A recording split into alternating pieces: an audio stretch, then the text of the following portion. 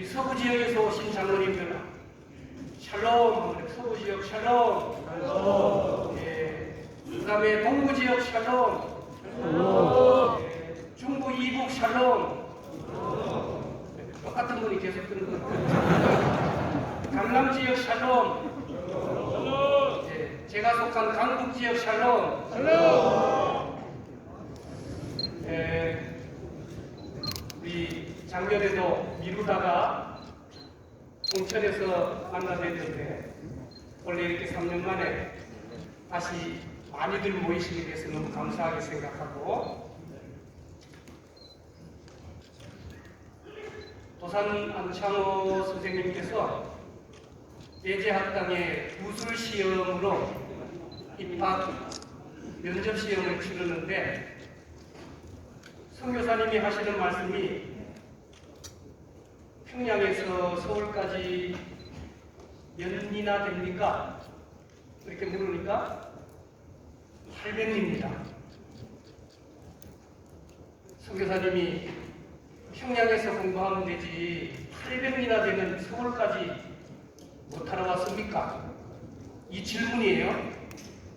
그러니까 도산 안창호 선생님이 선교사님의 눈을 똑바로 쳐다보고는, 선교사님, 미국에서 한국까지가 몇 리나 됩니까? 이렇게 물으니까 8만 리가 된대요. 8만 리가 넘는 거리를 가르쳐 주시기 위해서 오신 선교사님이 계신데 800리는 아무것도 아닙니다. 합격일까요? 합격일까요? 네, 합격입니다. 할 말이 많았지만 그 질문과 대답 속에 해답이 있었다라고 하는 사실이죠. 저희 교회 얘기를 좀 하려고 합니다. 한 거의 10년 다 돼가네요. 강남 지역의 어느 노회 장로님의 사모님 되시는 그 노회의 여전도의 활동도 하신 어느 권사님이 장신대를 입학했습니다. 신대원에. 실력이 꽤 있으시죠? 50대 중반이 되니까 교육 전도사를 시켜주질 않는 거예요. 여러분 교회 시켜주시겠습니까? 그냥 서울숲교에서 시키세요. 그렇게 말씀하세요. 근데 장신대 교수님이 교육 전도사를 못하시니까 실습, 교생 실습하듯이 실습이라도 좀 해야 앞으로 목회를 하지 않겠냐. 그래서 어느 교수님이 2달 동안 실습 좀 시켜주시면 이 노동청하고 관계없이 노임 하나도 안 줘도 된다는 거예요. 그래도 여러분들 교회 같으면 받으시겠습니까? 네, 감사합니다. 그래서 사실은 당의 허락도 받지 않고 덜컥 받는다고 해놓고 일단은 재정이 들어가지 않으니까 2달 우리 장로님들이 이해해 주셔서 실습 전도사를 잘 마쳤습니다.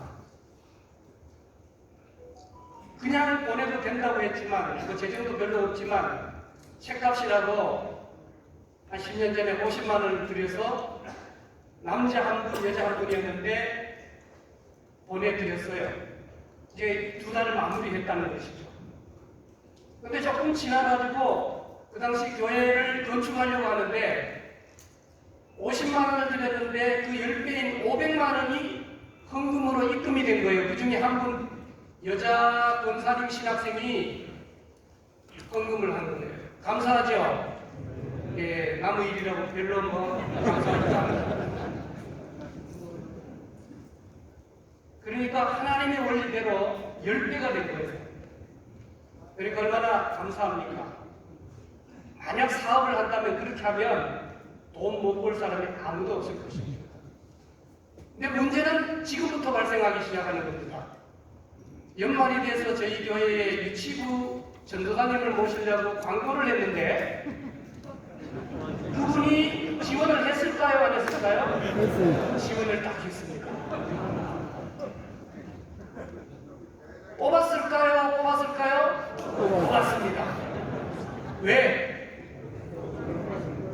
돈 때문에 때문이라고 얘기하지 마시고 그분의 성실함과 그분의 믿음과 장로님, 교육위원장 장로님께서 허락해 주시고 또 당에서 허락해 주셔서 지금까지 약 한 8년 내지 9년 이렇게 사역을 감당하십니다. 자, 55세 되신 분이 들어오셨으니까 아주 기쁨 충만할 것인가요? 아니면 갈등이 생길 건가요? 유치부 담당으로 들어가셨는데 유치부가 맞을까요? 안 맞을까요? 왜 이렇게 오늘 질문이 많은지 모르겠어요. 안 맞는 거예요. 시어머니가 왔다, 뭐 요정도의 활동도 하실 거 아니니까 그리고 또 너무 열심히 하시는 거예요. 여러분 뭐든지 너무 열심히 하면 갈등이 생깁니다. 새벽기도도 너무 열심히 해도 갈등이 생깁니다. 그러니까 뭐 그냥 소문이 나기 시작합니다. 돈 있는 여자라고 뽑았다 뭐. 그래서 1년 지나다가 그 소원 수리를 해결하지 않으면 내가 쫓겨나게 생겼으니까 그 다음 어디로 옮겼느냐 하면 새가족부로 옮겼어요. 갈등이 있으면 피해야죠. 새가족부로 옮겼더니만 거기서도 너무 열심히 해요. 그래가지고 막 부장하고 이게 또 갈등이 생기고 그리고 또 1년 하고 그 다음 어디로 보내느냐. 하여튼 안 돌린 것 없이 다 돌리다가 마지막 자리를 잡은 것이 서로 부딪히지 않는 곳이 어디냐. 주일 예배 때 안내하는 부분하고 그 다음에 평일날은 출근해가지고 뭐 매일 출근하지 못하더라도 출근하셔가지고 남편이 의사 선생님이시니까 본인은 어깨감으로 배운 것도 있고 그러니까 보건 간호 목회자처럼 해가지고 연로하신 어른들을 잘 섬기십니다. 그래서 이 코로나 가운데도 정말 어려운데 끝까지 한 분 전화하시고 전화를 너무 열심히 하시고요. 그래가지고 어떤 분은 아예 전화번호를 차단시켜버린 거예요.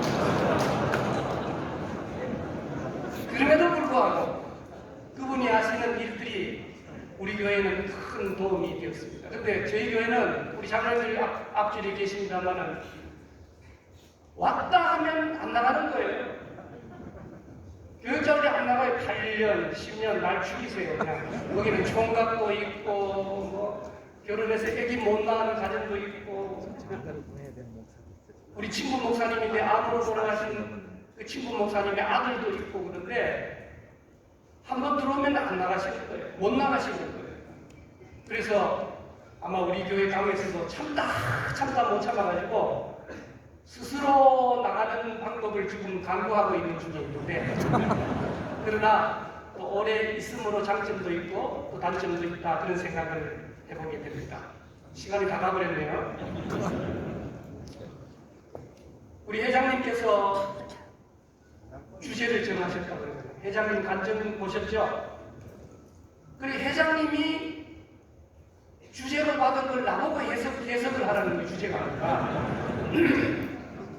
왜냐하면 104회기 때 제가 전국 노회장협의회 회장을 했고 같은 회자 돌림으로 회계를 우리 회장님이 하셨으니까 그래서 오늘 주제 강의를 맡겨주셨는데 사실은 주제 강의만 잘 들으시면 다음 시간부터는 대충 열심히 들어도 수료가 될 줄로 믿습니다.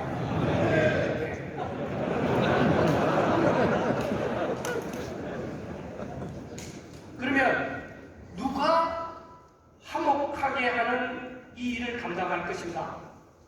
한마디로 얘기하면 오늘 성경은 새로운 피조물이다 그렇게 말합니다. 새로운 피조물이 되지 못하면 화목을 얘기할 수 없다라고 하는 사실. 오늘 고린도후서 5장 17절을 보면 아주 중요한 단어들이 나와요. 누구든지 할렐루야.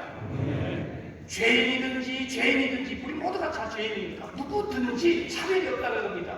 그 다음 그리스도 안에 있으면 예수 그리스도의 십자가 보혈 안에 있으면 그 다음 새로운 피조물이 되고 새로운 피조물이 되신 분들이 감당해야 하는 일이 뭐냐? 화목하는 것입니다. 그런데 이 화목이라고 하는 것은 우리가 갈등 없이 평안하게 지내보자, 거기에서 끝나는 게 아닙니다. 하나님과 화목되지 못한 죄인들을 복음을 전하여 하나님과 하나 되도록 만드는 것, 복음 전도자, 그게 화목의 진수라고 말씀드릴 수가 있겠습니다. 여러분, 그리스도 안에 있다라는 말이 뭐예요? 여러분, 우리가 주일날 예배드리고 또 오늘 수련회도 하고 있는 이것도 역시 그리스도 안에 있는 것이지만, 그리스도 안에 있다라는 말은 연합한다, 교제한다, 연결되었다 그 말입니다. 우리가 어떻게 연결되었습니까? 교회를 통하여, 하나님의 말씀을 통하여, 휴지를 통하여, 이런 수련회를 통해서 연결되어 있는 것을 우리가 잘 압니다. 새로운 피조물이라는 말의 의미가 뭐예요? 그것은 바로 예수 그리스도와 영적으로 하나 된 사람을 얘기하고 있다라고 하는 것이죠. 하나님 없이도 살 수 있다. 예수님을 믿는 것 같았는데도 그렇게 살았던 우리의 인생이 하나님 없이는 살 수 없습니다 라고 돌아와 완전히 하나님을 의지하는 것, 그것이 바로 새로운 피조물이라고 하는 것이죠. 그러면 새로운 피조물은 어떻게 살아야 합니까? 가치관이 변해야 한다라고 하는 것입니다. 사도 바울이 그렇게 자랑하고 쫓았던 그 모든 것들을 뭐처럼 여겼다고요? 배설물처럼. 그게 배설물이 아니에요. 그게 정말 중요한 거예요. 이 세상을 살아나가면서는 없어서는 안 될 중요한 것들을 가치관이 바뀌니까 배설물처럼 여기게 되었다라고 하는 것을 우리에게 말씀하고 있습니다. 그러니까 지난날 육신적인 것을 귀히 여기는 것입니다. 이제는 영적인 것을 값어치 있게 생각하고 예수 그리스도를 우리의 심령의 주인으로 모시고 하나님께 가까이 나아가 하나님과 하얘지지 못한 영혼들을 뜨겁게 사랑하며 사는 것, 그것이 가치관이 바뀌는 것이죠. 가치관이 바뀌면 삶의 목적도 달라지게 됩니다. 지금까지는 나 중심에서 주님의 영광, 주님과의 관계를 회복시키는 그러한 삶의 목적으로 달라지고, 그다음 삶의 목적이 달라지니까 삶의 방법도 달라집니다. 지난날에는 내가 돈을 벌고 내가 사업을 이루고 내가 성공하려고 하면 그 어떤 악행이라도 서슴지 않던 사람이 이제는 하나님의 말씀에 순종하고 하나님께서 우리에게 주신 화목의 직분을 감당하게 되었다라고 하는 것입니다.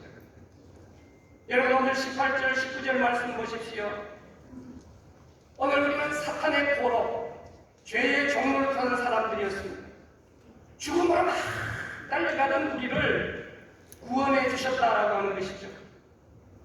무엇과도 바꿀 수 없는 하나밖에 없는 독생자 예수 그리스도를 죽이시기까지 희생시키시며 한 영혼을 천하보다 귀하게 여기시고 사랑하시도록.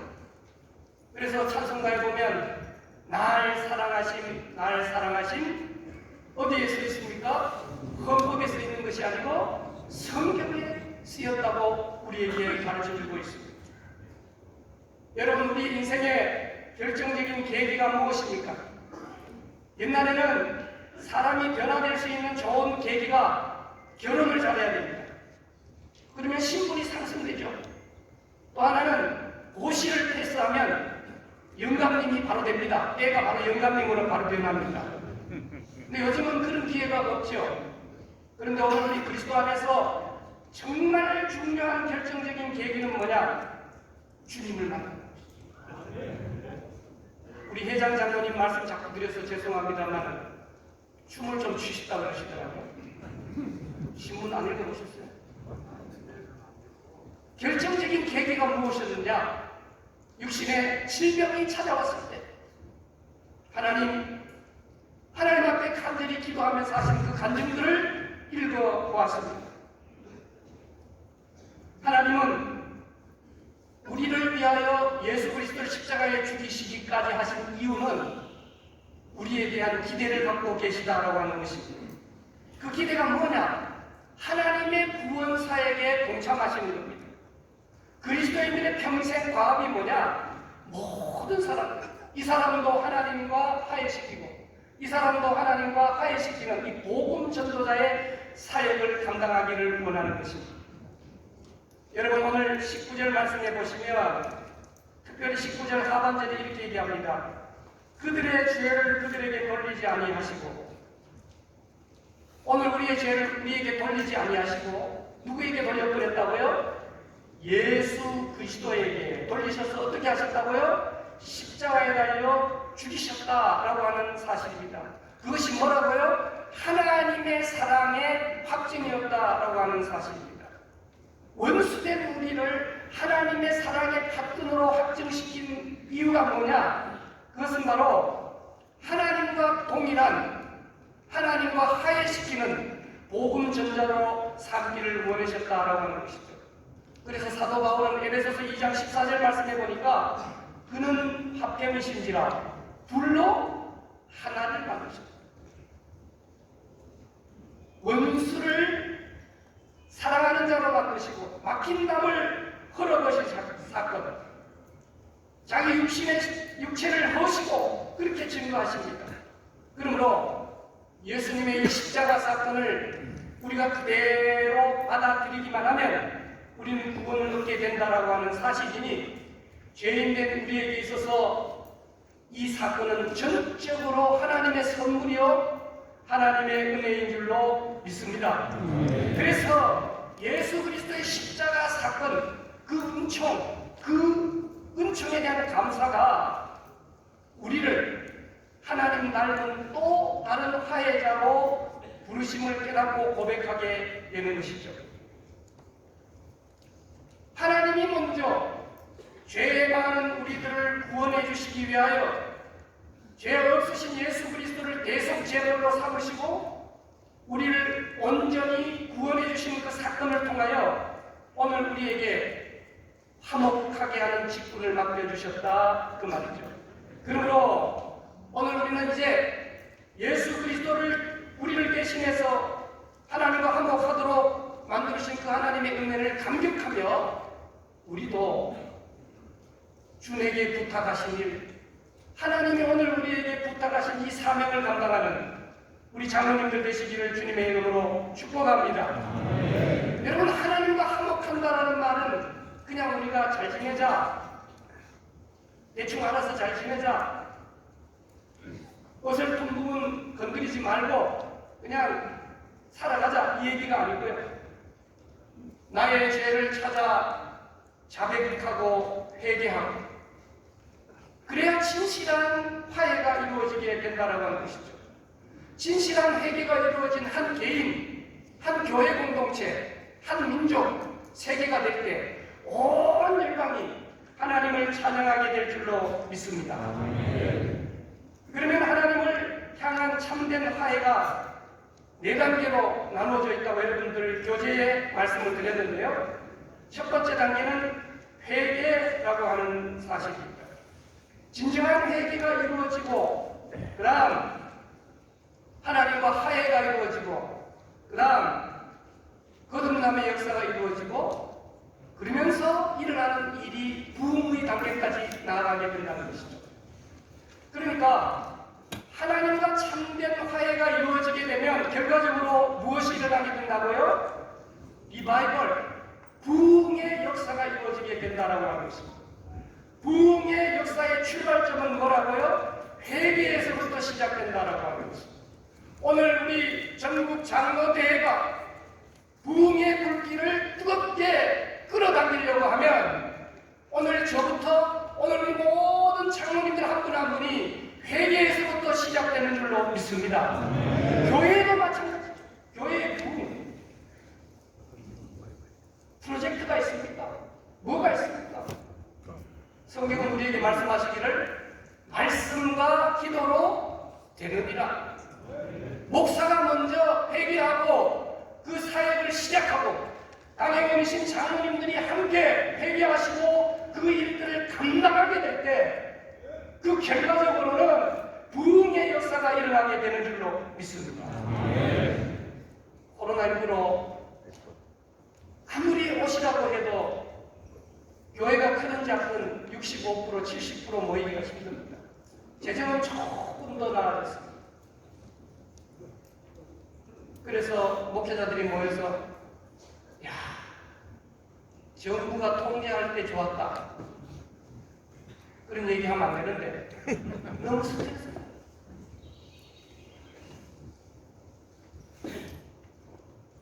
이 일들을 어떻게 회복시킬 수 있겠는가? 그것은 철저하게 내 자신부터 회개하고 다시 한번 하나님의 도 말씀과 기도로 된다는 본질로 돌아가게 될 때 우리에게 그와 같은 역사가 일어나게 될 줄로 믿습니다. 여러분, 구원이 무엇이죠?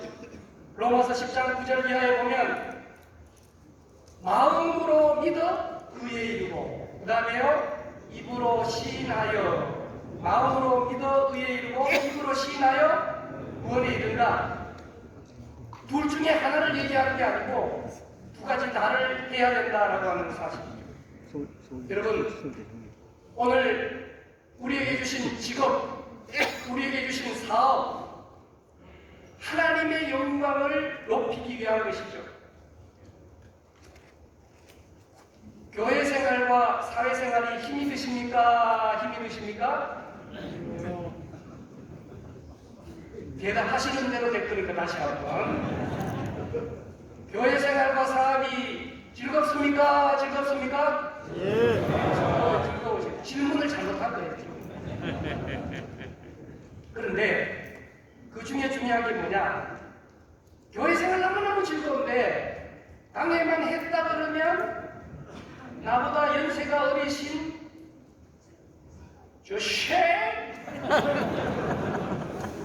할 때마다 달려든다. 그러면 꼭지가 돌아. 천국이고 뭐고 아주 그냥 너무너무.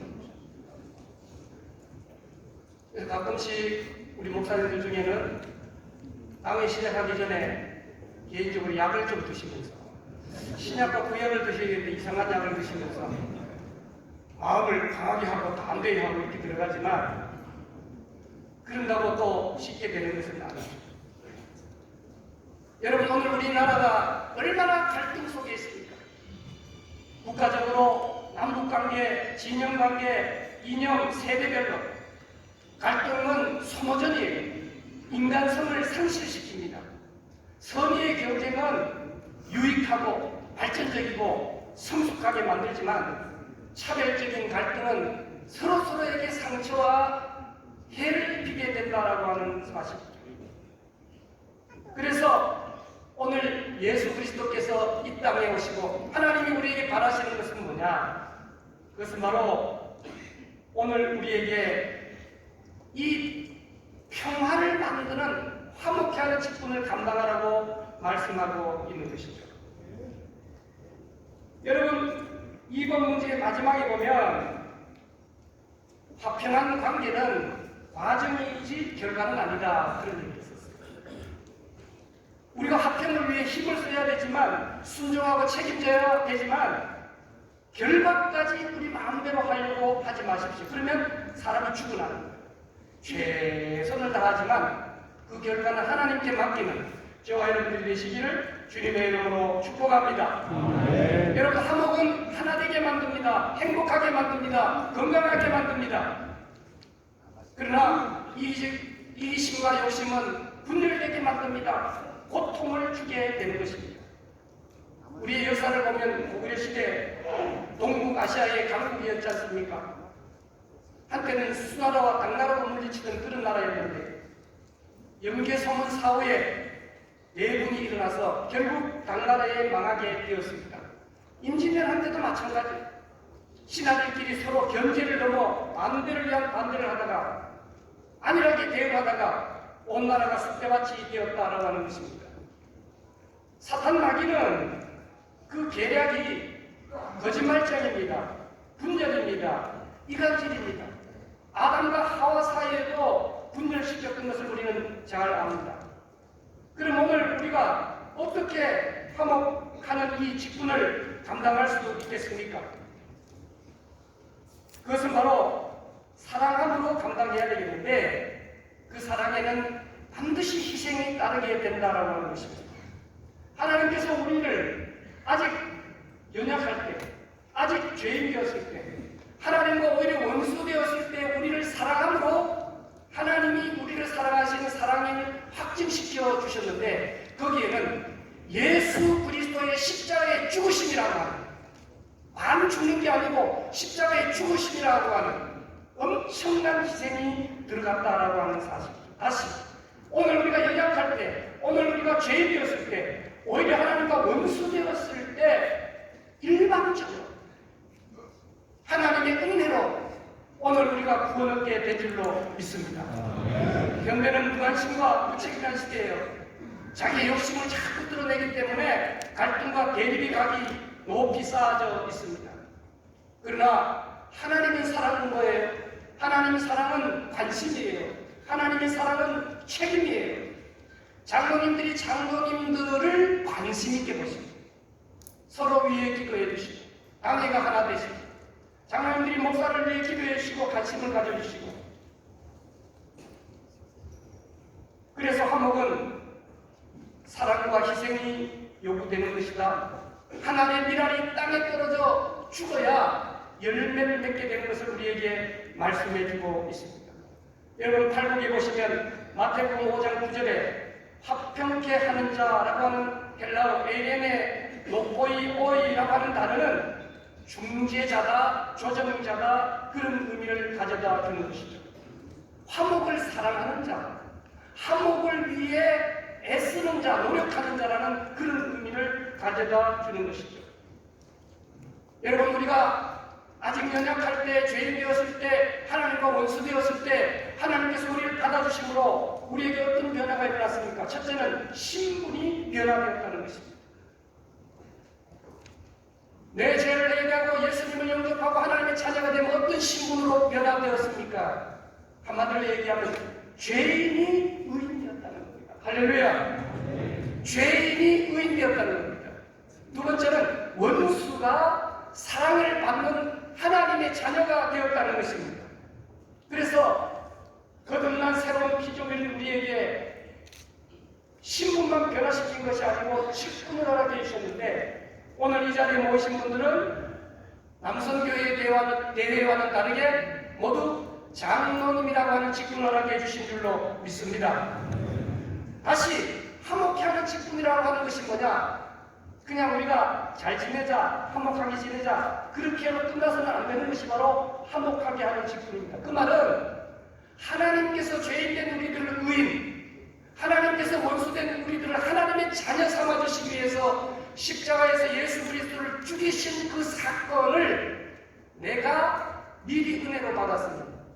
내가 또 다른 사람들에게 이 복음을 설명하고 깨닫게 하고 전도하고 그들도 하나님과 화해자로 만드는 것, 그러니까 다른 말로 표현하면 복음 전도자가 되는 것이 화목케 하는 직분인 줄로 믿습니다.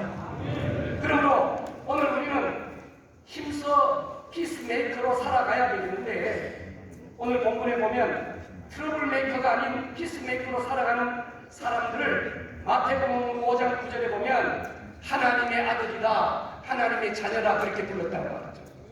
평화, 화목케 하는 자, 복음을 전하는 자를 하나님의 자녀라고 불러주셨다라고 하는 사실이죠. 그러기 위해서 어떻게 해야 된다고요? 첫째는 우리가 인간 사이의 화목을 이루기 위해서 첫째는 잘 들어주셔야 한다라고 합니다. 여러분, 듣는 것이 어렵습니까? 어렵습니까? 너무 어려워요.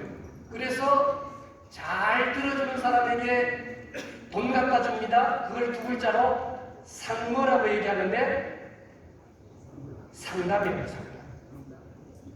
내 돈을 갖다 주고 내 얘기를 들어주세요. 이게 상담이에요. 여러분, 다른 사람 얘기를 듣기가 쉽지 않아요. 듣는 자세를 보면 금방 알아요. 어깨를 뒤로 해가지고 다리를 꼽아 앉아가지고 한번 얘기해봐. 그러면 다음부터는 그분에게는 절대 얘기하지 않습니다. 등허리를 앞으로 당겨가지고 귀를 쫑긋하게 하고 적극적인 경청을 하면 문제가 해결되는 것이죠. 다이아몬드를 해줄 수 없는 형편인 걸 아는데 다이아몬드를 해달라고 할 때 우리 남편들은 먼저 뭐부터 냅니까?